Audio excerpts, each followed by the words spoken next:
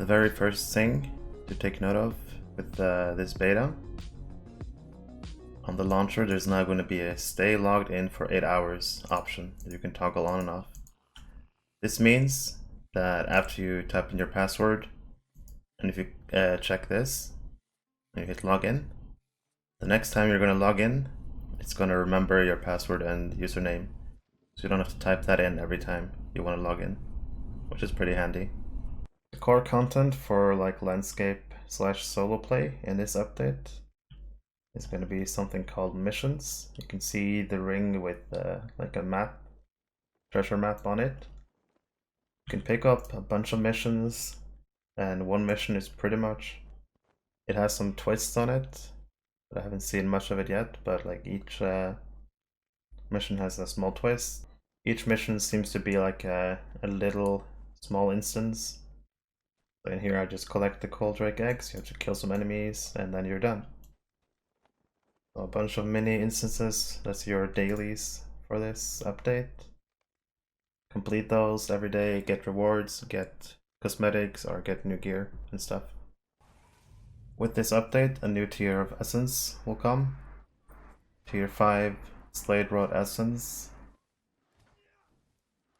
And the cost is 1 shard, 4 solvents, and your normal crafting materials. You can also use 5 malleables to craft it. And on the screen right here you can see the stats on the new essences. New relics coming with this update. At the top here you can see 3 tiers of runes, which will increase your LI or your healing, you know, your standard typical increase runes. At the bottom you have the lowest tier. This is almost guaranteed to be like a landscape reward from a border with a new zone. The second tier is a bit stronger. This will most likely be from the 6-man, and the top tier is almost guaranteed to be from the raid, because it's called the Threshold rune, and the name of the raid is the Threshold, the Bloody Threshold. Keep in mind that all of these runes are better than the runes you can get now on live, so even better than Shelob tier 2 plus rune. So no matter what, most people will be able to get better runes than Shelob, the Shelob raid. At the bottom you can see presumably new crafted relics. Well, it says crafted on them, so yeah. New crafted relics, just an upgrade from what we have currently. You have your 2 fate options, you have your mitigation option, and you have your typical main stat option that you can pick. With this update we're getting new crafted relics and new main runes. I have not seen any settings or gems yet, but that might also possibly come later in a later update with the beta. The virtues now have a max rank of 72, which you can see on the screen. That's an increase of 4 from the previous cap at 68. You can see all the stats on the screen, what you get from each virtue at 72. And I'll just take a quick look at Zeal as well. That's gonna come with this update, 4 levels of increase for the virtues. Looking at some of the rewards you can earn from this update, there is a quartermaster right by the main missions who has a lot of cosmetic stuff. There's a lot of cosmetic gear here you can look at. I'm not gonna look too much into these cosmetics right now. There's a lot of cosmetics here. There's 2 new cosmetic pets, the light gray goat and the coffee goat. There it is. This is the coffee goat. There's the standard simple goat. And then there was the light gray goat. Pretty much the same thing, just a more grayish color. You also have cosmetic weapons. Some of these looked pretty nice from what I could see. I think I really like the 200 sword. But there is a new dwarf stylish weapons for like every weapon pretty much that you can get. And there's also a new mount called the Elder Slade Battle Goat. Battle Goat, there it is. I said in my stream that I think it looks like a lion, and yes, I agree. Call it the Mufasa Goat. On the right side of the missions, we have another quartermaster. He has different gear. He also has a quest, reputable. You deliver 5 Elder Slave supply packs to him, you get 20 copper coins of Gundabad. You have your usual travel skills at Acquaintance, your Hunter, Warden Ports, and your normal Return to skill. 25 copper coins of Gundabad each. And as I expected, also at Acquaintance level of rep, you can earn the lowest tier of the runics, new runics. They're better than the Sheila ones from Rem, so it's going to be an upgrade for anyone. They all cost 55 copper coins each. And finally, also for Acquaintance level, you earn the crafting recipe for your whatever your craft is. You craft these supply packs. When you reach Kindred level of rep, you can get some armor. This armor looks to be on par with Rem gear. Ally standing has new shields. All these shields are upgrades from what we have right now. Slight upgrades, so people are going to want to get these shields. For Kindred, you also get a few cloaks, cosmetics. Look pretty nice, purple looking. And there's also 2 cosmetic pets, the burgundy goat and the dark gray squirrel. We'll take a look at them. There it is. So the same goat as we've seen, just burgundy color. There it is. Oh, a dark gray squirrel. People want this as a pet. And finally, Kindred status. This is why you want your Elder Slate supply packs. 15 of these can get you your gold pocket item. This will also be part of the set, which already consists of rings and necklace, so you can also get the gold pocket. You have 6 different versions of these. Your DPS and your tanky healing ones. So in order to get the gold pocket, you first have to get the recipe to craft it. So my tune is the Metalsmith, so I would get this one for 10 copper coins of Gundabad, which will then give you a recipe. It's under essences for now. Elder Slade supply pack, normal crafting mats, and 1 Ithelharn shard.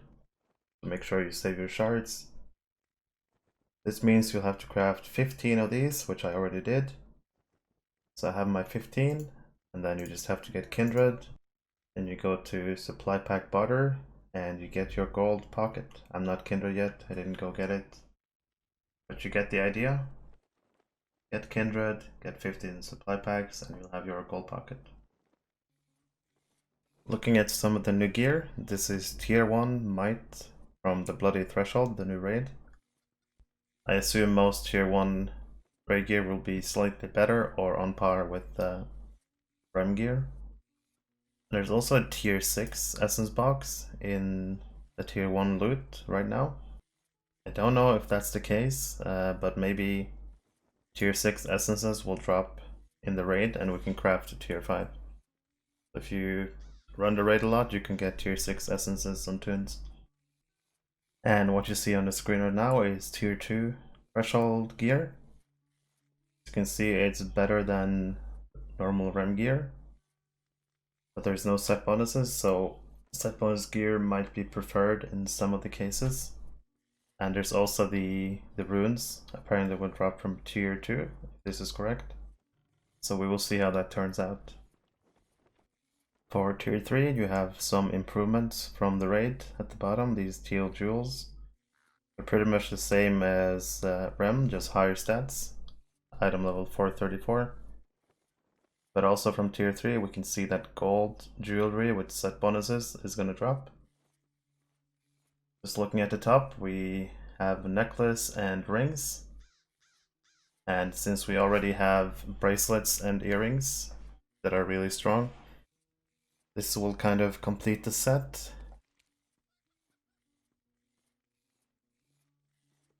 So the idea is going to be to have the REM bracelets from Shelob, the earrings from AM, and then you'll have the 2 rings from this and necklace from this.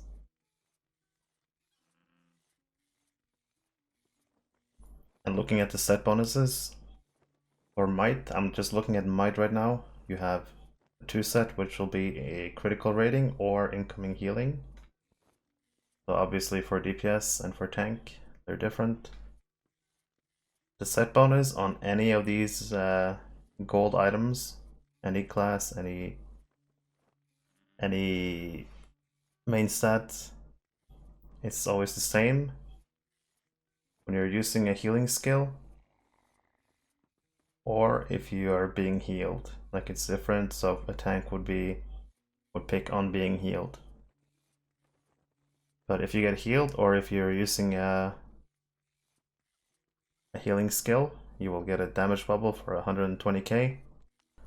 That will last for 30 seconds. And the cooldown to practice is also 30 seconds. So every 30 seconds you will proc a really strong bubble. So this is a really nice set bonus if you can get this. But you will need 3 pieces in order to have this bonus. So for Might, it's crit rating and incoming healing. And if we just take a look at the agility in tier 3, you have again crit rating, and you also have incoming healing, but I believe will is different. You get your crit rating, but you also get outgoing healing for your healing classes. And finally, you have the new 6-man tier 2 gear. As you can see, it will drop the 2nd best runes.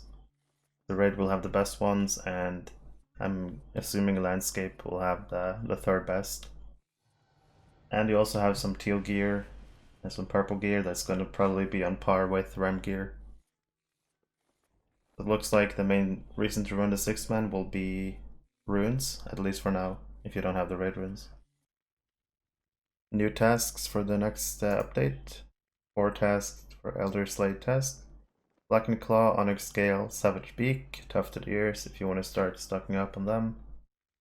And this will give you a rep with the March on Gundabad. Quick note on the Ember situation. The new update. Ember is received from endgame, so Minos Morgul instances and the new instances are being halved. I guess it kind of makes sense, we're getting more content. So we would have like Ember overflow, but doesn't matter if we like it or not, it's happening. As you can see, normal anvil or normal REM gear is halved. It now gives 200, which means purple gear will give 100 and so on. And the gold helm only gives 300. Any Ember gear you get from endgame will be cut in half with the next update. Quick note on new raid difficulty coming with the next raid. So we've had for a while now with the Rim Merchant, we'd have tier 1, tier 2, tier 3, tier 4, tier 5. We've had tier 1 and tier 2 on release, then we got tier 3, and then finally we got 4 and 5. So with this new raid that's coming up, we're going to change it up a bit. Tier 1 is going to be a story mode. So it's going to be really easy. Presumably you can just get 12 random people, just get 1 tank and get a healer, and you should be able to do it just to experience the story within the raid, because there's always a story, and maybe some people can't experience the raid even on tier 1, so this is nice for them. They can experience it with the story mode. Tier 2 is now going to be considered what we have as tier 1 now. So every tier 2, 3, 4 is gonna be like 1, 2, 3 now with the next update. So tier 3 in the next raid can be thought of as tier 1 in REM, and so on. And then you have tier 5. It's now gonna be the really hard mode with a challenge mode. And also they will introduce a raid-wide mechanic. I don't know if the raid-wide mechanic is the challenge, or if they're actually gonna introduce challenge modes, like we know from Tier 2 challenge from before. Hopefully they will actually make challenges, unique challenges that you have to complete, like no one dying, etc, like different kind of challenges. I was personally against the Tier 5 system, but I really agree with this change. Make Tier 5. We'll pretty much have 4 tiers of rating now, which is nice. And Tier 5 with the challenge mode, hopefully that will be good. One thing that was kind of a slip up by the Lotro devs, I think, if you open the instance finder and select class, you can select all the classes you want to advertise for or do you want in your runs. It's been fixed now, but we have screenshots where Brawler was one of the picks among the classes. So it seems pretty likely that Brawler will be a new class, maybe coming with Gundabad, next big expansion. That's gonna be interesting. Surely it will be like a tank or a DPS. Like Brawler sounds like a melee DPS slash tank. So that might be a new class, or they just messed up and put Brawler in here, but hopefully it's a new class. It's been a while and it's pretty exciting. If you open the store in the Lotro preview in Blur, you see the long-awaited race change. We're not really sure if it's coming with this update, but I would assume it will. And I also guess a race change token will be part of the more expensive editions of the new update. So how this works, you buy a race change token, which goes into your inventory. You pop it, and it tells you to log out to race change. It's gonna log out, let's see what happens. Alright, I logged out, and you can see here at the bottom we have a change race option. I guess if you buy a token on any tunes, you can do it on any tune, but I'm gonna change my guard. And let's make it a Hobbit, because why not? Feels wrong, but it is what it is. Apply change. And it's now going to log me back in as a Hobbit, I assume. It's going to be weird to see my man guard be a Hobbit. And there it is. Oh, look at him in the little box. Yep, race token is live and working on beta, so hopefully it makes it to live. I'm sure a lot of people would like to change the race on some of their classes. There's also been some buffs to Guardian, but in my opinion this does not help the Guardian as a tanking class. Yellow Cappy will still be superior if this is all that Guardians is getting, but we can take a look at what we're getting on Guardian. Looking in the trait, the first change that you can note is Thrill of Battle now has an 8-second trigger cooldown. This does not really do anything for Guardian, in my opinion. It's taken down from 20 seconds to 8 seconds, so this can trigger more often if you trade this. The Stoic Bubble received a change. At rank 6, the bubble's potency is increased and you get a damage reduction effect. So let's just look at what this means in... let's look at this. So looking at what you get from Warrior's Heart right now. Of course you get your usual Warrior Heart's buff if you trade the Warrior's Fortitude. That's Warrior's Heart. You get the 10% morale for 20 seconds. Of course you get the temporary bubble from Stoic, but the new change is that you have minus 20% incoming damage for 15 seconds. I like the idea. I wish that they just made a new skill instead of putting this on the Warrior's Heart skill. Because when you use Warrior's Heart, you're always gonna be, I mean, you won't die with Warrior's Heart anyways, so this damage reduction doesn't really do much. You're gonna have a boost in morale anyways from Warrior's Heart. I like the change, but I don't like that they put it on the Stoic bubble. But at least it's a minor little buff for Guardian, but doesn't do much.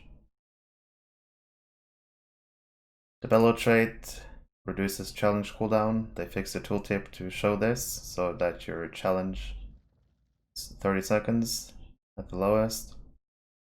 Your cooldown. And probably the biggest change is to break ranks. A capstone trait in blue.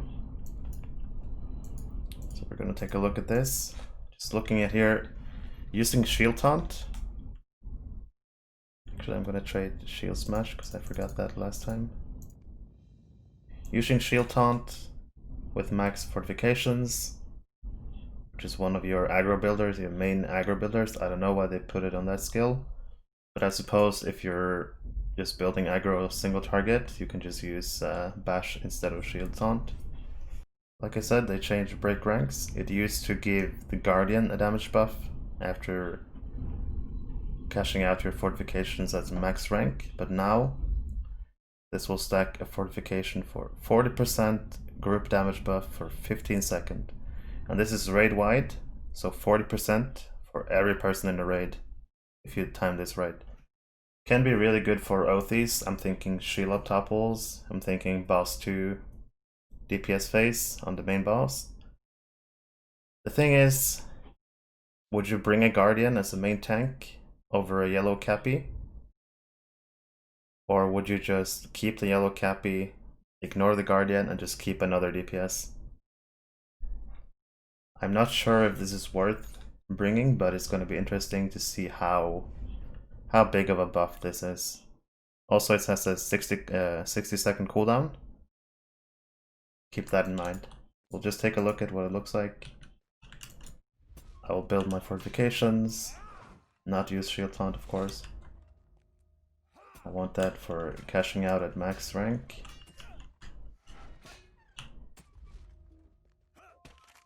So keep in mind that you need rank 5 on fortifications for this to trigger. I'm rank 4 now. I'm gonna get rank 5. So if you're rank 5 fortifications and you build your Shield Taunt, doing your rotation, pop Shield Taunt, break ranks, 40% damage bonus for everyone in the raid, 15 seconds. And of course you'll have to build up your fortifications again. So you do sacrifice some defense by using this damage bonus. And keep in mind that it's a 1 minute cooldown, so you have to wait 1 more minute before cashing out again for it to work. It's an interesting buff in my opinion, but will it bring you past Cappy? I don't think so. The time will show if it's really that powerful. Because a dead Guardian can't do this when yellow Cappy can just survive so much easier. But we'll see. At least it's a step in the right direction. But I still think the Guardian needs more. A quick look at Champion. Minor change in the trait lines in blue. Horn of Champions now has 2 ranks. Rank 1 gives you the skill. Rank 2 makes it a forced attack. Very, very good. We needed a way to trait this without being a forced attack. So this is a good change. And also, Deafening Horn now only has 1 rank. Rank 1. Make up for the increased rank in Horn of Champions. So all in all, 2 good changes for Champion in their trait lines in blue. Bug fix for Wardens. If you look at live right now, this is live. If you play a Redline Warden, you should have a 15% chance to apply a secondary dot with these 3 gambits. Right now the dot is bugged. The damage is way too low on the secondary bleed. As you can see, only 3k, 3k, and 4k. If we go on beta, it has now been fixed. Secondary dot is now equal to the main dot that you get on the target. This will be interesting to see if red can sort of catch up to yellow, or maybe even be better. I guess we'll see in time which one is better. But at least it's a good fix for Wardens. That's gonna be it for this video. I will make other videos where I cover the raid and maybe the landscape of the new zone. And of course I will be covering any future beta updates. Thank you for watching. Make sure to leave a like, subscribe to the channel, join my Discord, and I will see you in the next one.